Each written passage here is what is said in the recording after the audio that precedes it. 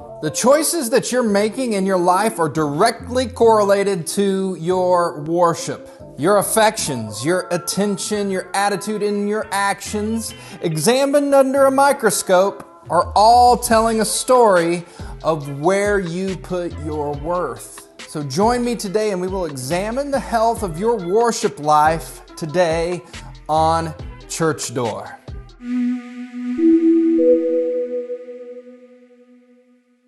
What's up, everybody? My name is Ian. Thank you so much for taking a little bit of your time today to join us for Church Door. Now, if you're a first-time guest with us here today, do me a favor. Go ahead and give us a digital high five by hitting that subscribe button and the notification bell so that every single time we put out a piece of content, it's coming directly to you. It'll be encouraging to you and help you go further in your journey with Jesus.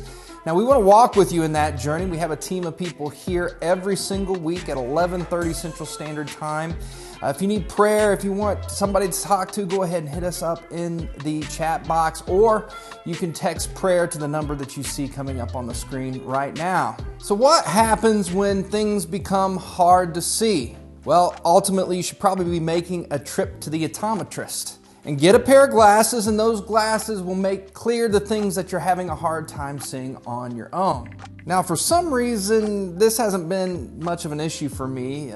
God has blessed me with good vision, and I have such good vision that I could actually read small print from across the room or even a billboard half a mile down the road. Yet, even still with the good vision that God has given me, there are things so tiny that there's no way that I would ever be able to see them without a specialized tool.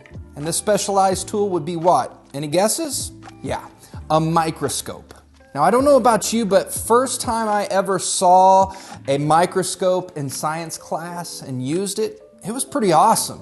Who knew that all these things existed underneath our noses the whole time? But it only took true magnification to see it clearly.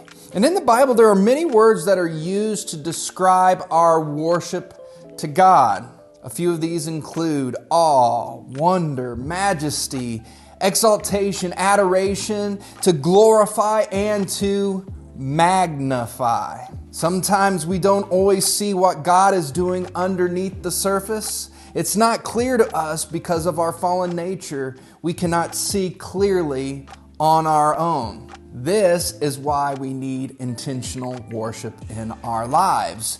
It magnifies the things that God is doing in and around and through our journey with Him.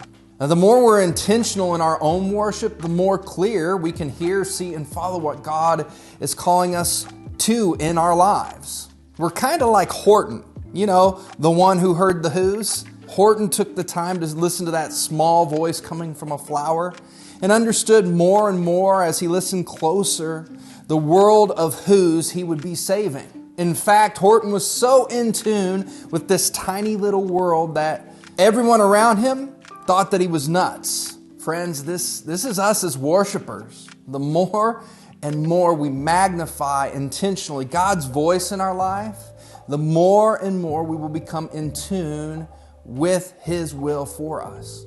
And believe me, many will look upon your behavior and call you crazy. Yet we know we are tuned in with something that is deeply programmed into the inner nature of who we are.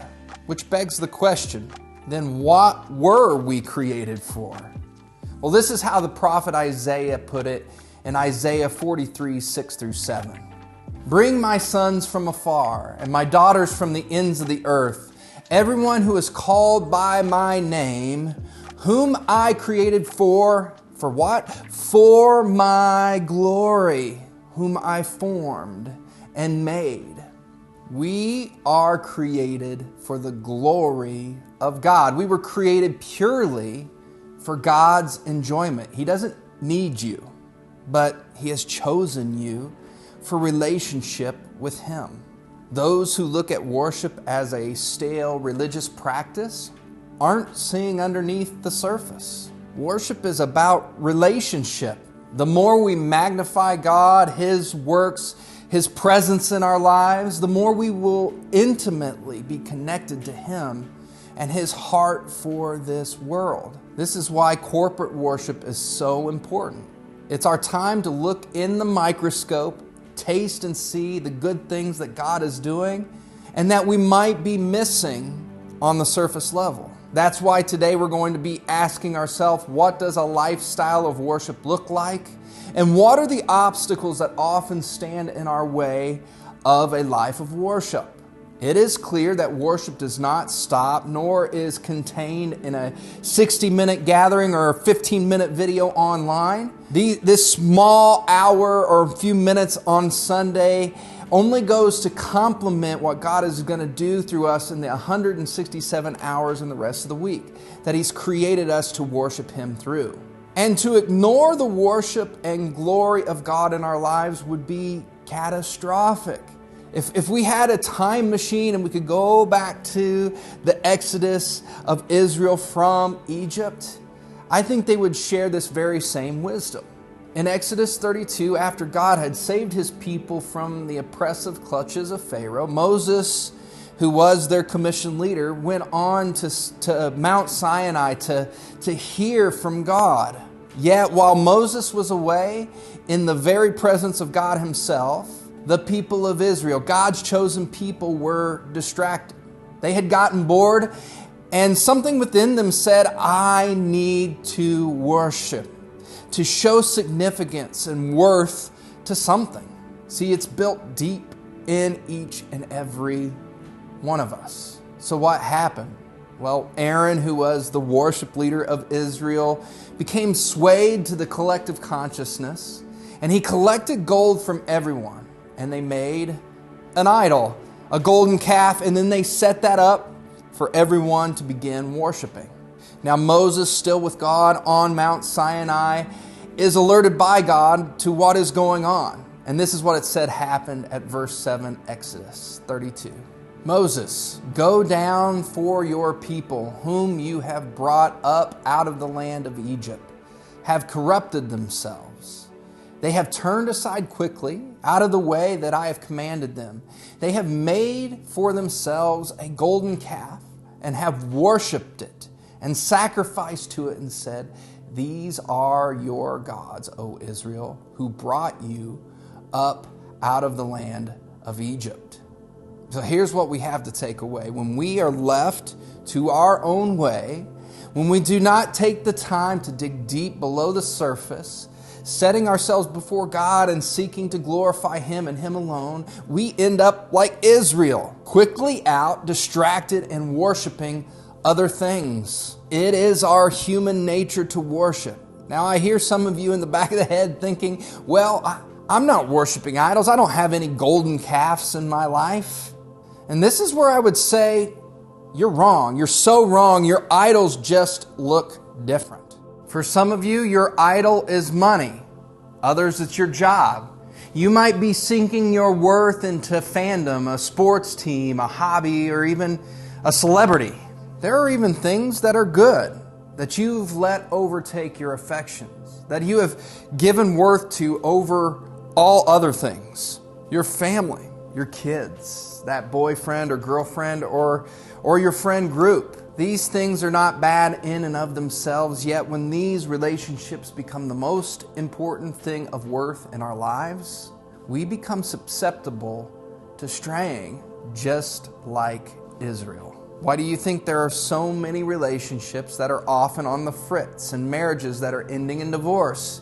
It is because we are worshiping these relationships, not God, whom healthy relationship flows from. So for the rest of our time together this morning, I want to use it identifying idols. Idolatry, put another way, is just simply misplaced worship. When we identify these places of misplaced worship, we can ultimately evaluate it and make a strategy to help us replace that worship in a right way. Today I want to share with you 4 A's that are areas of your life where we often misplace our worship. I hope this is a tool that can help you refocus and redirect your worship habits, both corporately and personally. Okay, are you ready? Here's the 4 A's. Here we go. The first place to find misplaced worship is in our affections. What things do you truly love? The sad matter of the fact is that we We show loving affection towards so many trivial things in our modern culture. Oh, I love that show. Yeah, I love those shoes. Or, hey, I love our house. These things are trivial. And if our affections are aimed at temporal things and not eternal things, our affection is also going to waste away with those temporal things. And like I said before, this can be also said about our relationships. We often put a lot of time and effort into romantic and family relationship, and then God gets what? He gets second place. And this is backwards. We cannot love our families, our spouses, our friends, our communities if we're not connecting into the very source of all love that exists in this life. 1 John 4 says this, "Beloved, let us love one another, for love is from who? Love is from God. And whoever loves has been born of God and knows God." Love is born from knowing God. This is why the posture that we use in corporate worship are like that of a child, showing affection to a father. If our affections are not aimed at God first, then this might be an idol that needs to be broken in our lives. The second place to find misplaced worship is our attention. Now, I have to admit, I'm pretty easily distracted, and I bet if you were to be honest with yourself, you might say the same thing. It is estimated that people are distracted 47% of the time. That's a lot of possible distractions. Almost half of our day, our attention is being pulled and ripped away from us. That's why it's crucial that we're intentionally focusing our attention on God.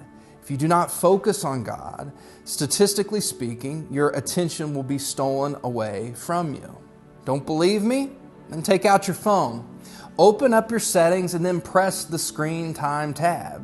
You might be surprised at what you see. And here's a challenge. What if you took some of your time, you know that you would be on your phone throughout the day, and take that time to intentionally worship, pray, sing to God, meditate on His words? And wouldn't it be amazing if in a month's time we could see our daily phone time drop down by a few minutes, by an hour, 2 hours maybe? Why is this important? Because our time is first being invested in the Lord intentionally, not passively. The third place to find misplaced worship is in our attitudes. Our outlook on life is ultimately determined by our attitudes. And it's my belief that our attitudes are a window into our worship life. Show me how someone treats another person with their words, with their actions, and I guarantee it is directly correlated to their worship life.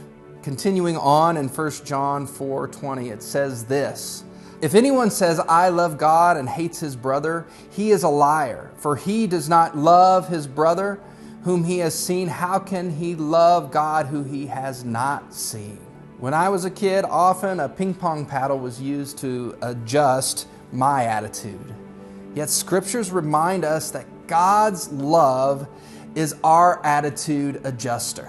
He demonstrated this through His sacrifice, laying His life down for all of us. That is why we are told to meet around His table as often as we can, because the elements of that communion table, the Lord's table, serve to remind us of the attitude of sacrifice that He gave and that we should ultimately carry. The fourth and final place to find misplaced worship is in our actions. Say it with me.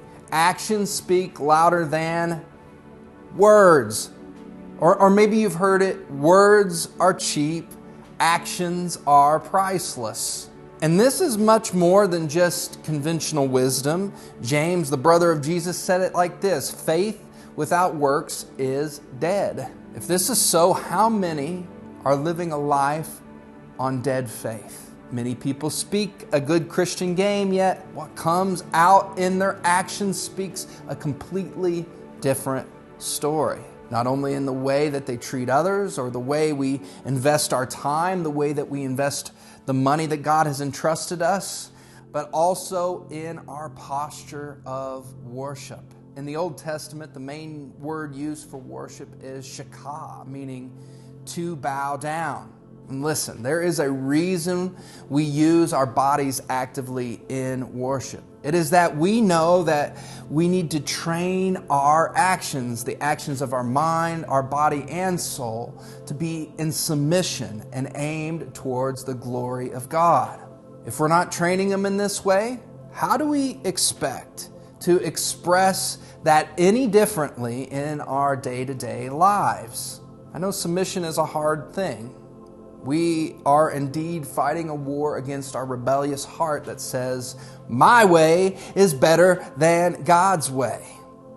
So my challenge is, what is keeping you from posturing yourself in submission before the Lord? The prophet Malachi also challenges Israel after their return from exile back to the Holy Land. He says that they were robbing God of worship from their tithes and their offering. So we rob God when we try to make worship in our own way, comfortable, easy. Malachi challenged them, saying, "See if I will not open the windows of heaven and pour out your blessing without measure." What would happen if we brought all of the best, our first fruit, to God in our affections, our attitudes, our attention, and our actions? Well, we may just need to try it and see what God will do. If you've never accepted Jesus Christ as your Lord and Savior, we have a team here that wants to walk with you and talk with you, tell you how you can worship God, and that God will change all of those things, our affections, our attitudes, our attention, and our actions. If you like this video, go ahead and share it with somebody. I'm sure it would be a blessing. You could give us a thumbs up, or you can go the extra mile going to rivervalleyrockford.org/give and make a donation. That donation is going to go to help somebody just like you take their next step with Jesus. Our prayer for you is that you will worship God. Give Him the worth of the best fruits of your life in your attitudes, your actions, your attention. And when you do that, God will bless you beyond measure. Not just you, but it'll flow out of you into other people's lives. Go in that way. We'll see you again here next week.